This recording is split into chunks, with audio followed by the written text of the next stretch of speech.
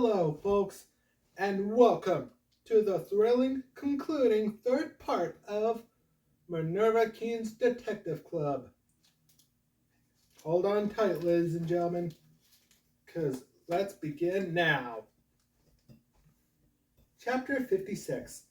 Heck, Santos and I stood at the foot of Kermit's bed. He didn't look any better, but at least he didn't look any worse. The flowers I had bought him on Sunday were wilting, and to be totally honest, the room smelled like sour feet. "This is your friend?" asked Santos. "He's so old." "We're chess friends," I explained. "It's not like we hang out at the mall." "If he's still alive, then there's hope for Busy, right?" said Heck, hopefully. We still hadn't gotten an update on our cousin's condition, but I was tired of sitting in the ER waiting room, so I figured we might as well check in on Kermit. Nurse Rosalie told us she still hadn't seen him open his eyes. If only Kermit and Busy could tell us how they'd been poisoned. My eyes were getting blurry again with tears. The whole thing was hopeless. Kermit wasn't getting any better, and Busy could die if Detective Taylor didn't find out more about the poison soon. Too many people had died already. I wanted to throw something, and the chessboard was the easiest thing to throw. Before I could get there, Santos stepped in front of me. "Who's playing?" he asked. "I am, but I don't know why I bother. Kermit's move just doesn't make any sense." "This game doesn't make sense," said Heck. Santos studied the positions of the pieces. "Who's playing white?"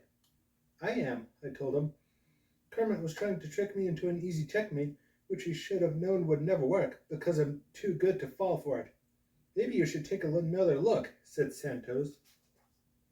I wiped my eyes. After I bought a second pawn into the middle to break up Kermit's attack, he had moved his queen over to the other side of the board. Now both his queen and his bishop were threatening the space in front of my king, and I hadn't even seen it coming. "He's beating you," said Heck, starting to laugh. "The game's not over yet," I said. But it was true. Kermit had distracted me by making me think he was going to do one thing, when the whole time he was playing another line of attack.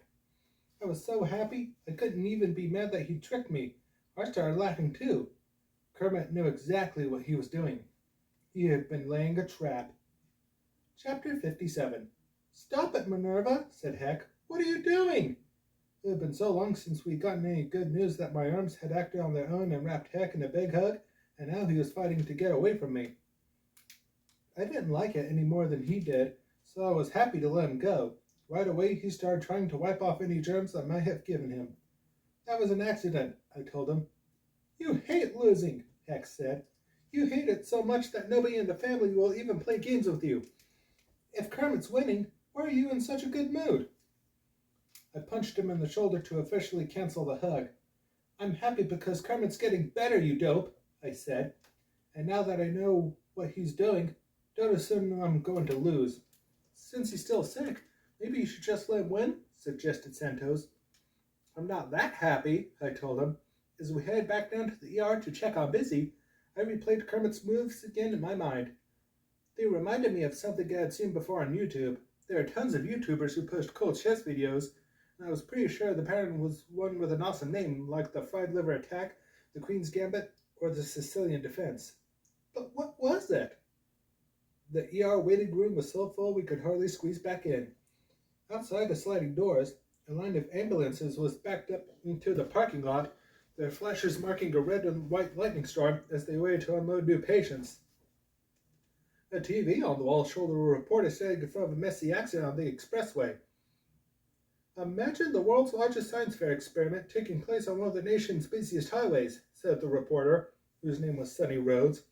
"That's exactly what happened here tonight when our tanker filled with vinegar crashed into a trailer truck filled with baking soda. The volcanic eruption caused a 52-car pileup that is currently overwhelming local hospitals." "So that's what happened," said Heck. "I wish I'd been driving one of those trucks. When Heck got old enough to drive, I planned to stay off the streets, permanently. Stay here while I found about Busy," I told Heck and Santos. I had to find my way through the crowd and yell before I finally got the nurse's attention. She told me that Busy had been moved to intensive care, and we wouldn't be able to visit her until morning. "Where are you?" I texted Detective Taylor. Trying to get answers on the toxins, he wrote. Meeting with the medical examiner in the poison center. We'll update you when I get back to my desk.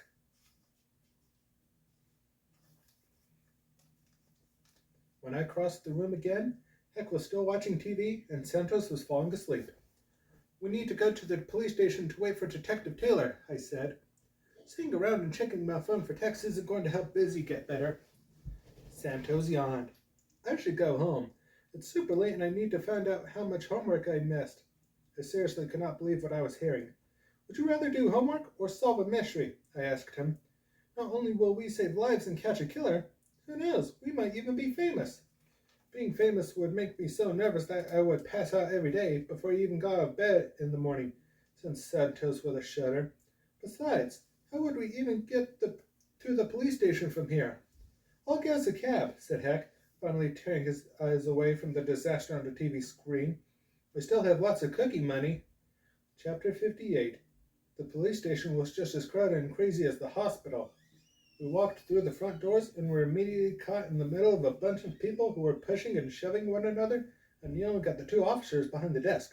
Someone was playing loud music on a Bluetooth speaker like it was some kind of weird dance party. Then the two cops spotted in a man and a woman who were struggling to throw punches at each other. I didn't steal your ring, shouted the man.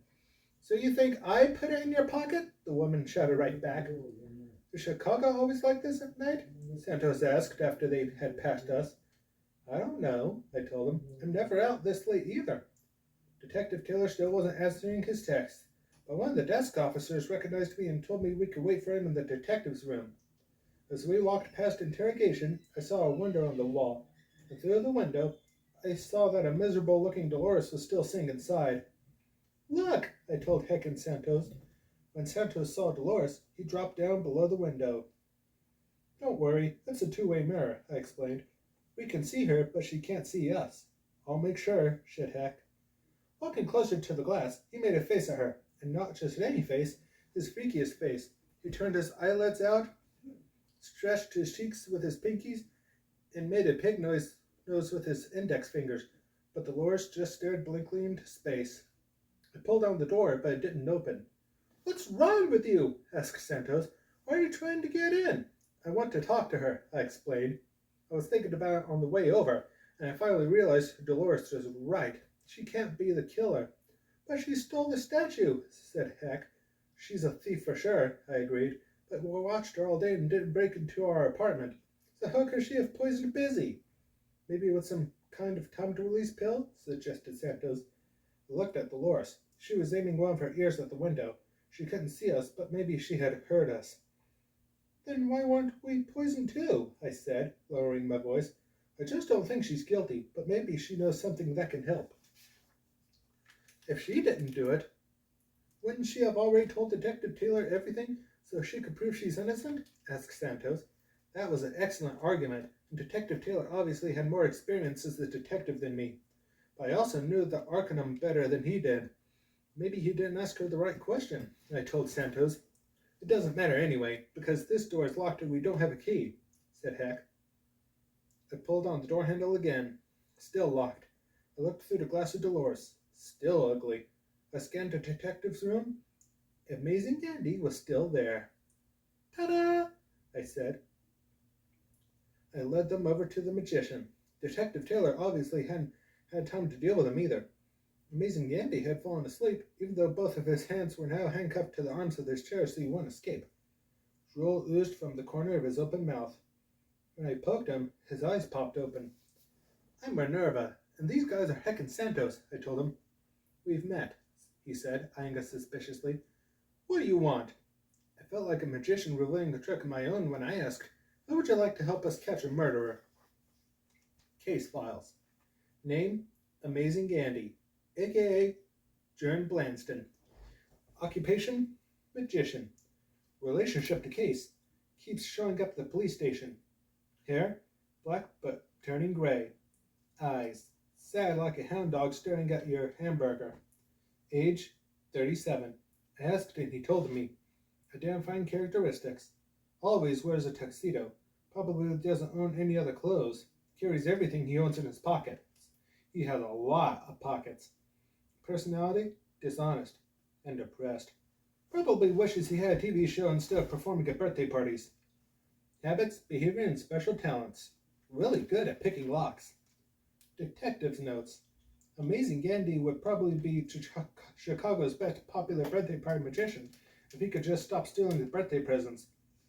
After all, he's really good at escaping, and kids would love to watch him escape from his handcuffs in a straitjacket inside a truck that's wrapped with chains.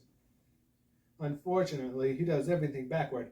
He locks up the birthday boy or girl, along with all their friends and the parents, and then disappears with the presents. So you can see the problem. I still think he basically has a good heart, if he didn't make that disappear too. Chapter 59. Amazing Gandhi looked at me like I had just asked him to fly to the moon with a helium balloon. Look, kid, I'm already in enough trouble over that misunderstanding with the birthday party, he said. I can't afford to get mixed up in a murder.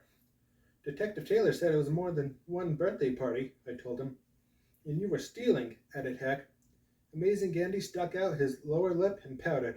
I deserved a tip for putting on a good show. His tuxedo was so wrinkled and worn I figured he probably slept in it. Did he own any other clothes? Do you even have a place to live? I guess those things he couldn't make magically appear. I just need you to pick a lock so I can help somebody, I said. Will you help us? What's in it for me? He asked. If I'm right and we solve the case, I'll tell Detective Taylor, I said. You can ask the judge to give you a break. Amazing Gandhi shook his head. I've known Detective Taylor for a long time, and he'll never go for it. Then I'll hire you for my next birthday party, said Heck. He added, as long as you promise not to steal anything, and you also have to promise not to try to escape, I warned him. Where do you live? Asked Amazing Gandhi. The Arcanum on North Dearborn Parkway, Heck said. The magician whistled. Nice building. Okay, I promise. I'll pick the lock. Actually, he had to pick 3 locks, starting with his own handcuffs. Amazing Gandhi asked for 2 big metal paper clips, which I found at the top drawer of Detective Taylor's desk. After bending one according to Amazing Gandhi's instructions, I handed it over and watched as we went to work. You know, you'd make a good magician's assistant, he said, curling his wrist and twisting the paper clip in one of the handcuff's keyholes. Thanks, but I'm already an assistant detective, I told him. Amazing Gandhi really was an escape artist. It didn't take him long to open both sets of handcuffs. The open ends were still dangling from his wrists as we hurried back to interrogation. I don't want anything to do with this, Santos said. He leaned against Detective Taylor's desk while we ran off. At the door to Dolores' temporary cell, Heck and I watched as Amazing Gandhi crouched down and worked both paper clips into the lock. Within 30 seconds, I heard a click as the lock released. Amazing Gandhi looked up and grinned. Open sesame!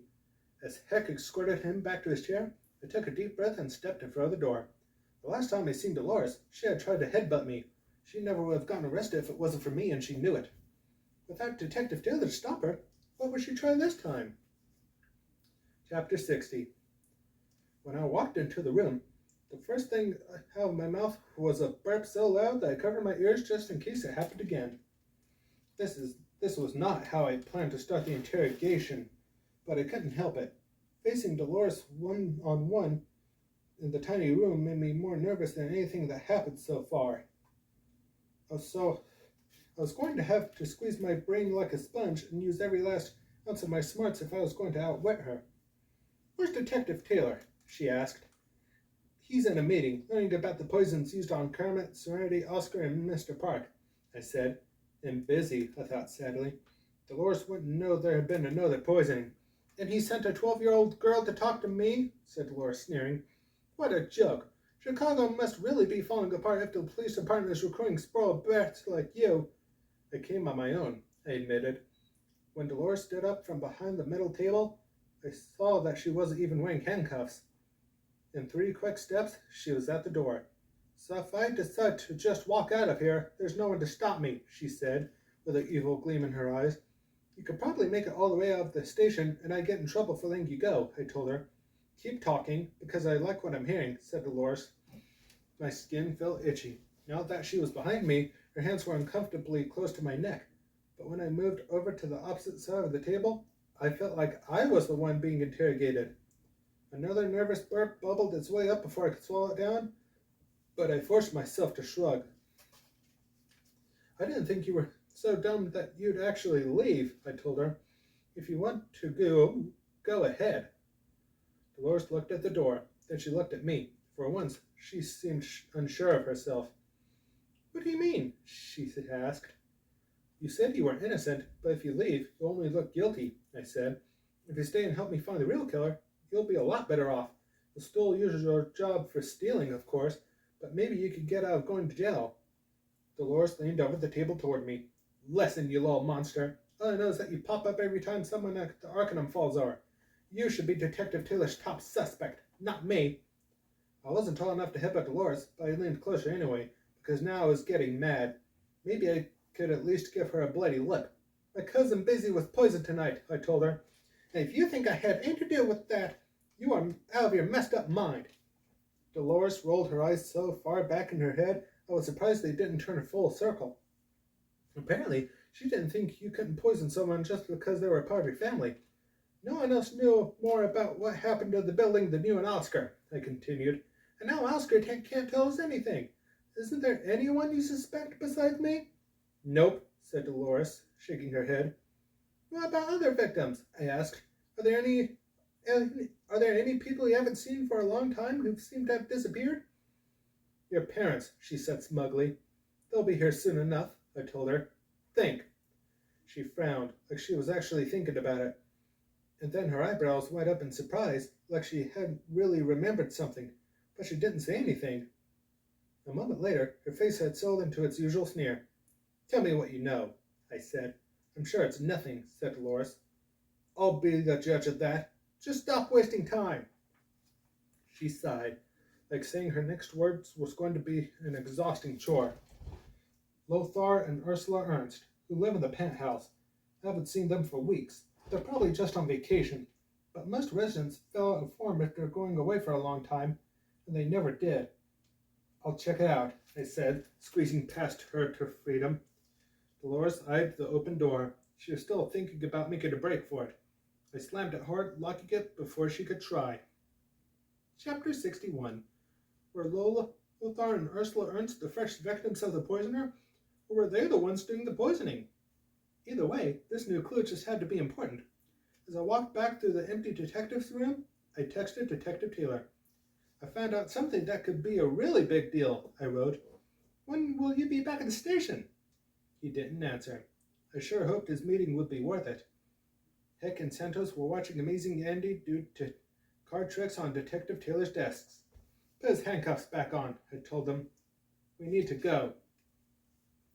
I called my dad and he said you guys can stay at my place until your parents get home, Santos told me. That's great, I said. We could go there as soon as we follow the new lead Dolores gave me. But it's almost midnight, he groaned. I'll get us another cab, said Heck, charging out of the room. I made sure the handcuffs were locked around Amazing Andy's wrists. Then he tore a piece of paper out of my notebook and started writing a message to Detective Taylor. We're going to the Arcanum penthouse, I wrote. The people who live there haven't been seen for a long time. After looking at the unhappy magician in the wrinkled tuxedo, I added, P.S. Amazing Andy has been very helpful. I figured it couldn't hurt. I left the note on Detective Taylor's desk. Good luck, said Amazing Andy. Thanks, I said. Good luck to you, too. As we walked past the two-way mirror on our way out, I stuck my tongue at Dolores. Santos did the same thing. If he was finally getting braver, now was the perfect time. Chapter 62. We stepped out of the elevator into a lobby with a black and white chessboard floor, green velvet curtains, and a table holding a vase full of colorful peacock feathers. Across from us was the door to the penthouse. The elevator button was labeled PH, but this was actually the 13th floor of the Arcanum. In all of human history, has 13 ever been a lucky number? I lifted the heavy door knocker and slammed it down 3 times. The knocks were as loud as gunshots, but nobody answered. And of course, the door was locked. Santos turned to leave. I guess we better go to my house. Wait, said Heck. Look up there. I think we can make it through. Over the door, the transom window was hanging open. He set the vase of feathers down on the floor while Santos and I moved the table over to the door. When Heck climbed on top of it, the whole thing wobbled like it couldn't wait to collapse. Fortunately, it didn't, but even standing on his tiptoes, Heck couldn't reach high enough. Someone give me a boost, he demanded. I nominate Santos, I said. He's the tallest and the strongest. Looking seasick, Santos got up and bounced on the table like he was surfing in a flat pond but expected a tidal wave to wipe him out any second. Then he laced his fingers together and lifted Heck's foot until Heck could scramble through the opening. As soon as my brother's feet disappeared, we heard a crash like a cannonball destroying a china cabinet, then a thud like the cannonball had just landed on the floor. Then a yowl like a cat whose tail got pulled, but that was Heck too. I'm okay, he yelled a moment later. Then the door swung open. The Ernsts obviously had tons of money because their apartment looked like a mansion, but the interior decorator must have died 100 years ago. The entryway was carpeted with leopard and zebra skins, below an elephant's foot ottoman, and a chair made out of ivory tusks. Cool, said Heck. Gross, said Santos. You know, I'm pretty sure everything in this room is illegal, I said.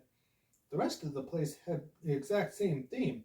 Jungle plants grew toward a skylight in the living room, which was as big as a basketball court. Its walls were lined with masks, shields, spears, and other stuff that should have been in a museum. Dolores would love to get her hands on all this, I said as we walked into a library filled with leather-bound books. She could be the world's first eBay billionaire. Then I opened a set of sliding doors. We froze, and I finally understood what Kermit had been trying to tell me all along. Chapter 63.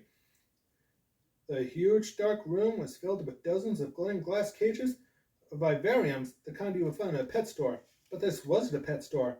In a pet store, you can expect to find animals like gerbils, hamsters, and guinea pigs. I don't like any of those rodents because they reminded me too much of rats. But even I have to admit that the worst thing gerbils, hamsters, and guinea pigs can do is pee in your hand. The caged creatures in the Ernst's creepy apartment could do a lot worse than that. They could kill you for starters.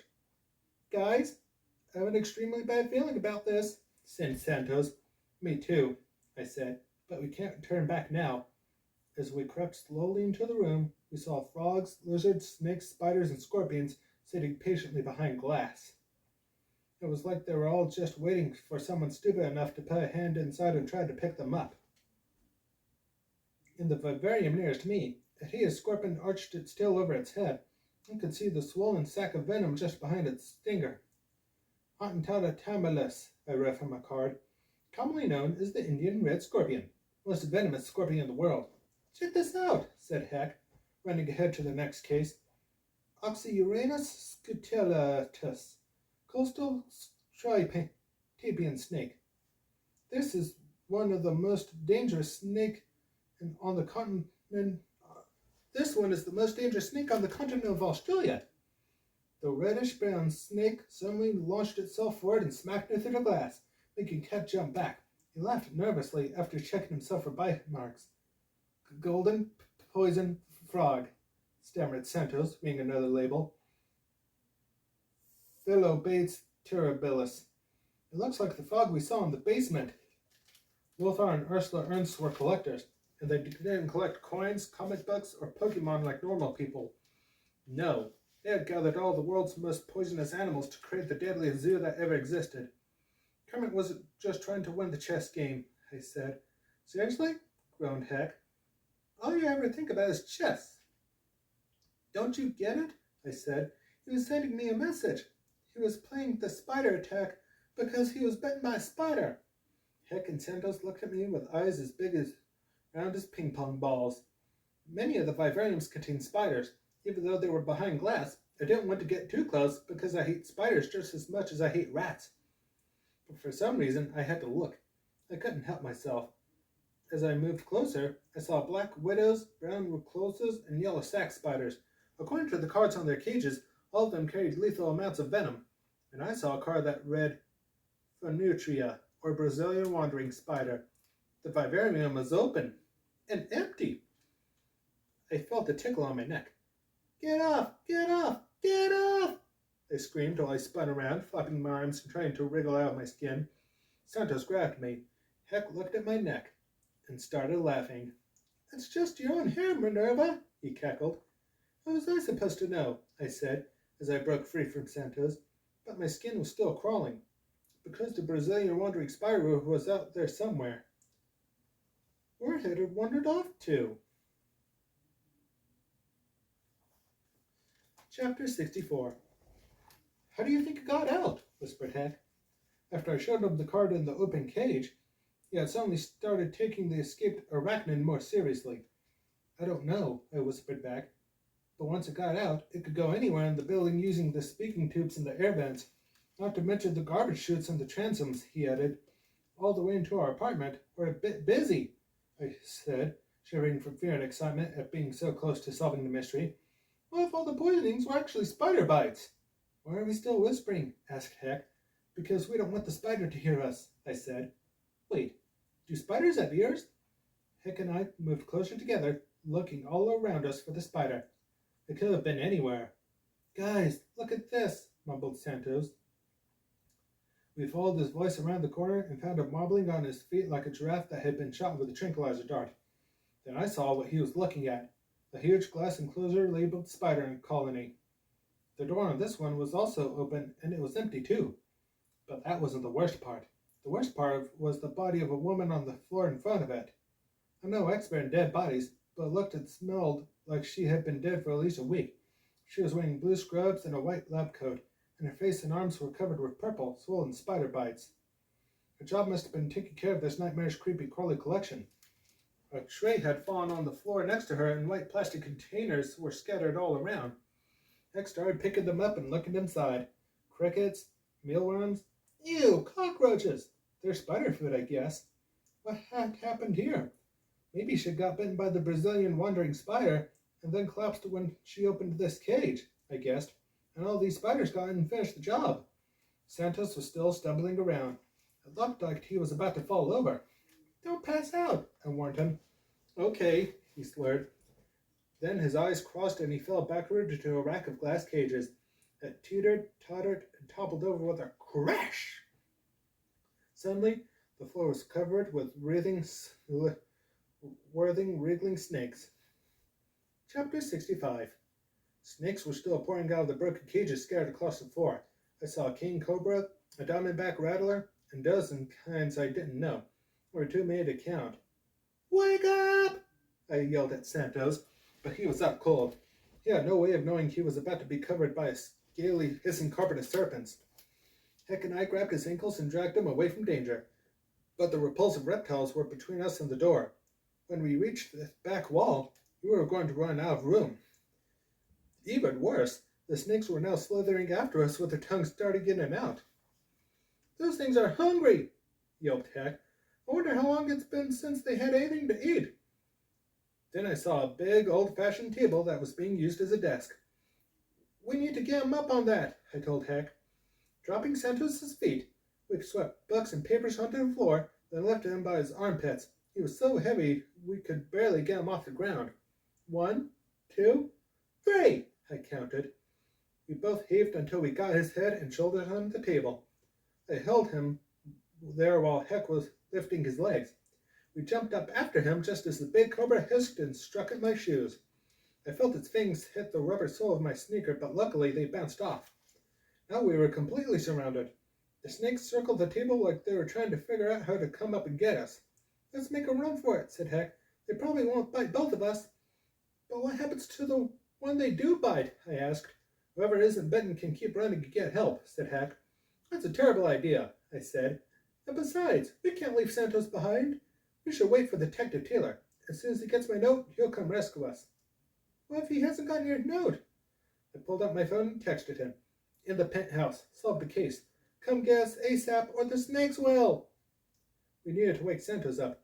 Bending down, I pinched him, but nothing happened. His eyelids didn't even flutter when I slapped him on both cheeks. I wished more than anything that I had been smelling salts like Big John and Little John. That gave me an idea. Inhaling as deeply as I could, I gulped the air down and let my nervous stomach do the rest.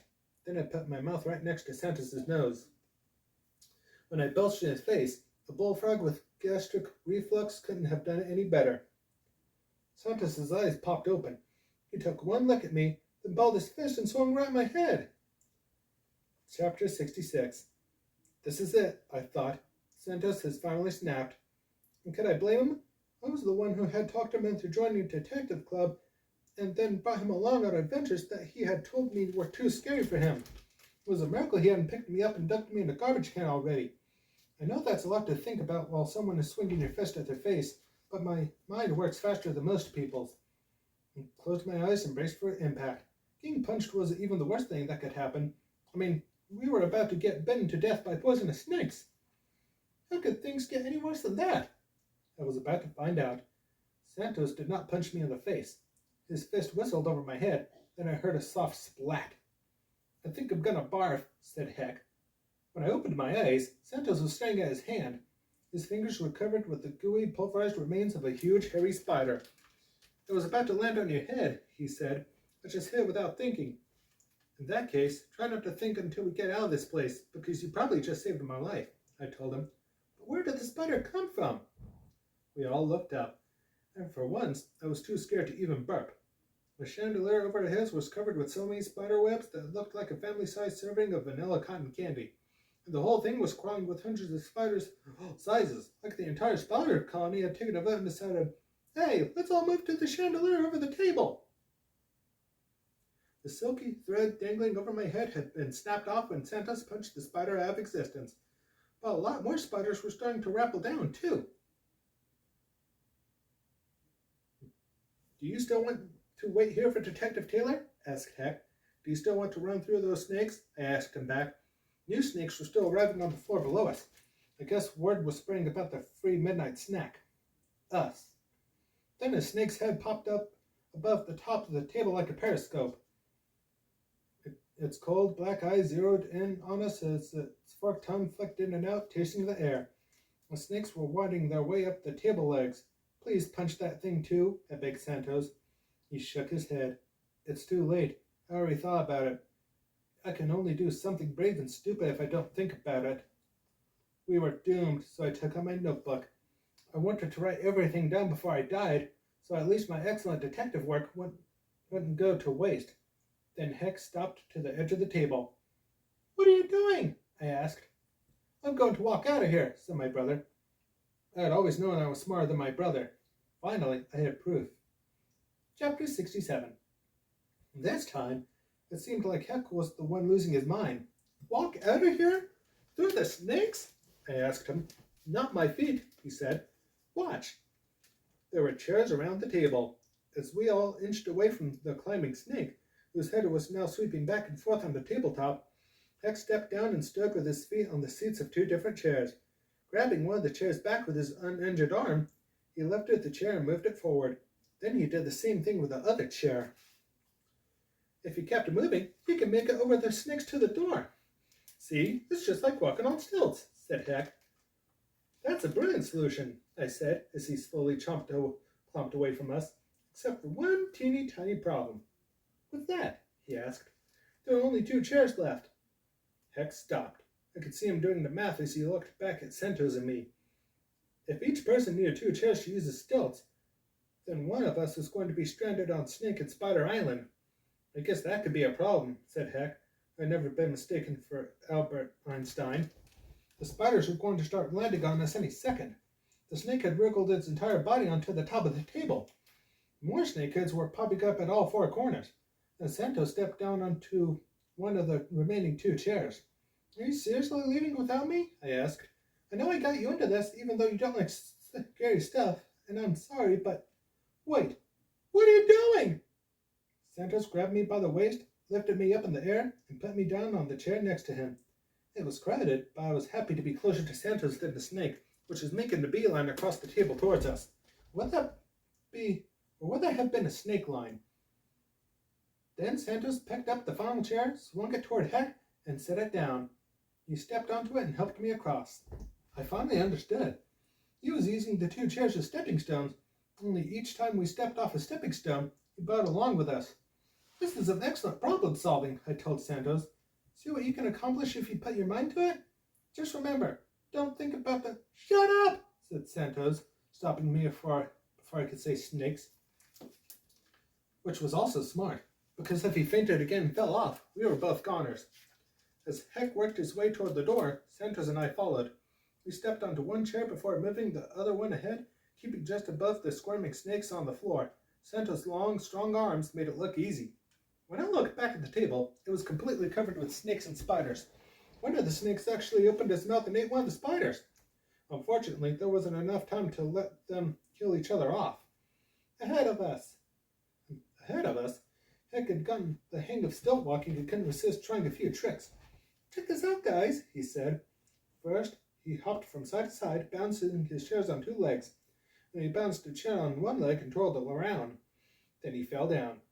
Are all younger brothers this predictable, or is it only mine? Ow, my wrist! Yelped Heck. He was sitting on the floor, holding his right wrist, the one he hadn't sprained, with his left hand, the one he already had. Forget about that and run, I yelled, because right behind him was a squirming, whirling ball of snakes. Chapter 68. Heck was still staring at his newly sprained right wrist, like his biggest worry in the world was not being able to climb up a ladder or ride a bike. He hadn't even seen the squirming pile of snakes that was now unwinding itself like a demonic ball of string. Santos moved the empty chair a few feet closer to Heck, lifted me onto it, and then stepped over. He moved the empty chair forward again. Santos was so focused on what he was doing that he didn't even seem to realize Heck was in danger. We'll never reach him in time, I said, but Santos had noticed. The next time he picked me up, he didn't put me down on the chair. He bent his legs, cocked his arms, and threw me. I was so surprised to find myself flying through the air that I let out a high-pitched scream. I sounded just like a firework streaking through the sky just before it explodes. Ah! I flew toward Heck. Ah! I flew over Heck. Ah! Ow! Boom! I landed on the floor, and because the floor was waxed and polished, I slid like a hockey puck on an ice rink, right past the unspooling ball of snakes. When I looked up, Santos was still walking, taking huge steps with ridiculously long legs. He reached Heck in no time at all. By now, Heck had seen the snakes, and let's just say he wasn't worried about his wrist anymore. Santos obviously hadn't stopped to think about what he was doing, because he was acting like he was born to fight snakes. Hopping onto the floor, he picked up one of the chairs and held it like a lion tamer. Skipping up the nearest snake with the chair's legs, he flung it away. It hit the wall like a giant spaghetti noodle, only unlike a spaghetti noodle, it didn't stick. The next time, he got two snakes at once. They didn't stick either. I ran over, grabbed a spare chair, and began doing the same thing, scooping up snakes and flinging them away just as far as I could. As fast as I could. I felt like a snake farmer, or a snake tamer, or a snake annihilating superhero. Heck couldn't pick up a chair with his injured wrist, so he crawled backward until it was safely behind us. Yeah, roast those reptiles! Saute those serpents, he yelled. I glanced back at him. Really? I'm trying to encourage you, he said sheepishly, but I'm also hungry because we didn't eat anything. Suddenly there were no more snakes threatening us. We had a clear path through the door. What are we waiting for? I said. Let's go. Santos looked at me. He looked at the chair in his hands. Then he looked at the dozens of snakes he had flown across the room. It finally sank in. His knees started knocking so hard I was amazed he could run at all. But we sprinted out of the zoo of death, through the penthouse apartment, and out the front door, slamming it shut behind us. The nightmare was over. Almost. Chapter 69. Outside the penthouse, we stood with our backs to the door. We were breathing so hard it was like we had just completed every single event in the Olympics. Did that really just happen, or did we all have the exact same hallucination? Asked Heck. I wish we had only imagined it, groaned Santos. You were amazing, I told him. You know, I can't believe I'm saying this, but maybe your problem is that sometimes you just think too much. I'd have to think about that, he said. Seriously, don't, I said. As I looked back down on the chessboard floor, I saw a shiny black spider tiptoeing up the heel of my sneaker. I shook it off, only to see two more spiders crawling on my other sneaker. I scraped those off with my toe. A chill tingled from my heels to the roots of my hair as I forced myself to turn around. More spiders were splaying out from under the door. 2, then 4, then 10, then 20, until they became a flood of legs, fangs, and tiny black eyes. We stood frozen in terror as hundreds of spiders, some black and shiny, others brown and hairy, boiled over the transom, around the door's sides, and even through its old-fashioned keyhole. Heck screamed. Santos wobbled. I said, "Time to go," and ran. "You don't have to tell me twice," said Heck, who was somehow already ahead of me. Fortunately, Santos didn't faint this time. We raced to the elevator and pressed the button, but it hadn't moved to a lower floor. There was no other way out. To reach the fire stairs, we would have to go over the spiders and back through the snake-infested penthouse. Waves of spiders scurried across the floor toward us while we waited for the elevator to come back. Heck picked up the vase with the peacock feathers and threw it at them. I tore down the green velvet curtains and tried to sweep them away. Santas flipped over the table. Even though we managed to squish some of the spiders, more just kept coming. We could sure use a Molotov cocktail right now, said Heck, and for once I agreed with my brother. Finally, the elevator arrived. While I pulled the door open, Santos raised his leg and stomped the nearest spider with a size 12 sneaker. There were so many, and they were coming so fast, that before I knew it, he was clog dancing on them, smashing as many as he could while Heck and I escaped. Come on, I yelled as Heck shoved past me. Santos hopscotched his way into the elevator, flattening even more spiders on the way, and I yanked the door shut and pressed the button. He continued stomping as spiders came through the cage-like door until finally there was nothing left moving on the floor. Then a spider dropped onto Heck's back from the ceiling. Without thinking, I punched it as hard as I could. Ouch! Yelled Heck. Spider, I explained. I'll bet, he said, unable to see the bug guts on his shirt. We crowded into a corner as the elevator started to drop. Santos took off the one sneaker and held it above his head, ready to use it like a fly swatter if any more spiders attacked from above. I watched the ceiling so hard my eyeballs hurt, but as the floors fell away and no more spiders appeared, I finally began to relax. When we passed the second shelf and reached the lobby, I sighed in relief. But because we had all been looking up, none of us had seen what was waiting for us in the atrium. Chapter 70. We walked out into complete chaos. Building residents were being herded toward the front door by uniformed police officers. I saw Fred Frizzle wearing a bathrobe, holding a chihuahua in one hand and petting a suitcase with the other. The bodybuilder was carrying a duffel bag. He slept in Star Wars pajamas, and the old lady had bought Hex cookies was nervously nibbling one of them as she shuffled toward the door. A small army of people rushed into the building, all of them covered from head to toe in white hazmat suits. All of them were carrying tools, from snake hooks and cages to high-tech vacuum cleaners that must have been designed for catching spiders. Detective Taylor pushed his way through the crowd. We're evacuating the building, he told us. We finally ID'd the poison. Venom spider. Spider's venom. I couldn't help it. I started laughing. I laughed so loud and for so long that Detective Taylor started to look worried. You perished on the top floor, I finally said. What took you so long? Case files. Name: Lothar and Ursula Ernst. Occupation: world travelers and relationship to case? They started it. Hair, eyes, age, etc. I've never seen them, so I have no idea what they look like. This picture is just a guess. Identifying characteristics. Look, I already said I never seen them, okay? Personality. I think they don't like people very much. Just a guess. Habits, behavior, and special talents. They like to travel to far-off places, but they don't bring back t-shirts or any other normal souvenirs. Detective's notes. I'm not a criminal profiler, but after examining their home, I made the following deductions. They have more money than they know what to do with, which is why they spend on bizarre things nobody needs to have in their home. And it's a mystery to me why they even bother decorating their home, because they never seem to be in it. But that's also probably why they don't have a normal pet like a cat or dog. When they get back from wherever the heck they are now, they're going to have a big surprise waiting for them. Chapter 71. I sat across from Kermit at the marble-topped chess table in the wood-paneled lounge of the Arkham. We were playing a little bit more slowly than usual. We weren't even using a clock, but that didn't mean I wasn't trying to win. I moved a bishop forward, trapping Kermit's rook. I was closing in on his king. Kermit lifted a pawn and stroked his beard, deep in thought. It was Sunday, a week and a half after Detective Club had solved the case. Kermit had recovered quickly after finally being injected with anti-venom. He still looked weak, but his mind was just as sharp as it used to be. You have been practicing, Kermit said as he put the pawn down. I moved a knight toward the center of the board. You gave me a good chess puzzle while you were in the hospital. Kermit chuckled.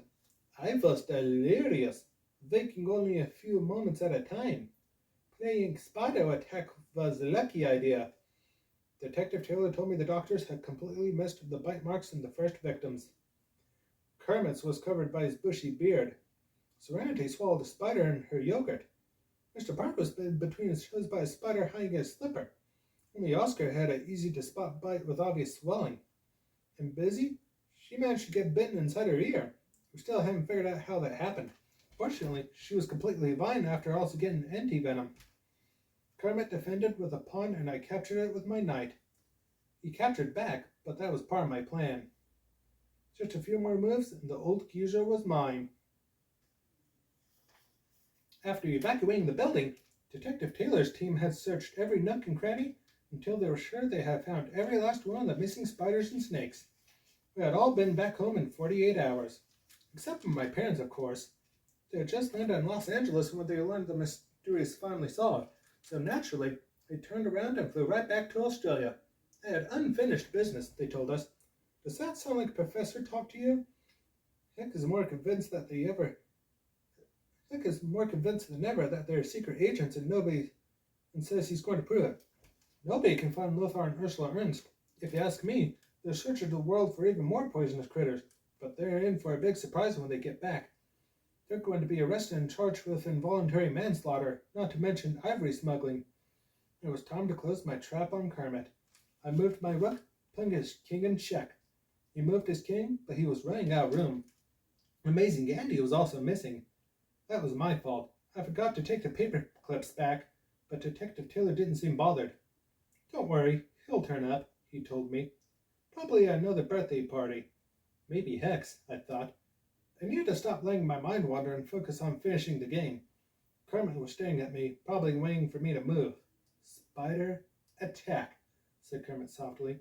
No, that's your thing, I told him. I just made this attack up as I went along. I lifted my queen. Something was wrong with Kermit. He seemed frozen, and beads of sweat were breaking out on his face. Then I looked down at the board.